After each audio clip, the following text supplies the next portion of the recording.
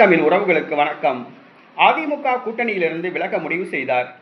அதிமுக கூட்டணியிலிருந்து விலக முடிவு செய்தார் என்ற தலைப்பில் இந்த காணொளியை நாம் காண்கிறோம். அதிமுக 2026 பாஜக, தமிழ் மாநில காங்கிரஸ், பாட்டாளி மக்கள் கட்சி, தமிழக மக்கள் முன்னேற்ற கழகம், புரட்சி பாரதம் உள்ளிட்ட கட்சிகளோடு இணைந்து ஒரு கூட்டணி அமைத்தது. ஏறத்தாழ இந்த கூட்டணி உருவாக்க 2 ஆண்டு காலம் ஆனது. கடந்த பாராளுமன்ற தேர்தல் முடிவடைந்த உடனே அமித்ஷா எடப்பாடி பழனிசாமியை டெல்லிக்கு வரவழைத்து கூட்டணியை உறுதி செய்தார். மற்ற சிறு சிறு கட்சிகளிடம் அவரே நேரடியாக பேசினார். கூட்டணி தொகுதி பங்கீட்டை டெல்லியில் வைத்தே முடிவு செய்தார்.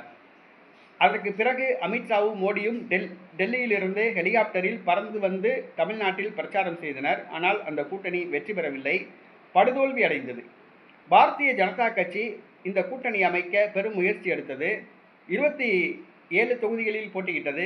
இறுதியில் பாஜக ஒரே ஒரு தொகுதியில் தான் வெற்றி பெற்றது. பாஜக மாநில தலைவர் நயினார் நாகேந்திரனே சாத்தூர் தொகுதியில் போட்டியிட்டு தோல்வியடைந்தார்.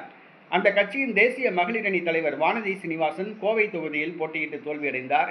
அந்த கட்சியின் முன்னணி தலைவர்கள் எல்லாம் தோல்வியடைந்தார்கள். பாஜக இந்த தேர்தலில் படுதோல்வி அடைந்தது. பாஜகவால் இந்த தோல்வியை ஜீரணிக்க முடியவில்லை. அதிமுக ஒரு பொம்மை குதிரை, ஒரு மண் குதிரை என்ற முடிவுக்கு பாஜக வந்துள்ளது. அதிமுகவை நம்பி இனிமேல் கரை சேர முடியாது என்ற முடிவுக்கு வந்துள்ள பாஜக அதிமுகவை கூட்டணியிலிருந்து வெளியேற்ற முடிவு செய்துள்ளது.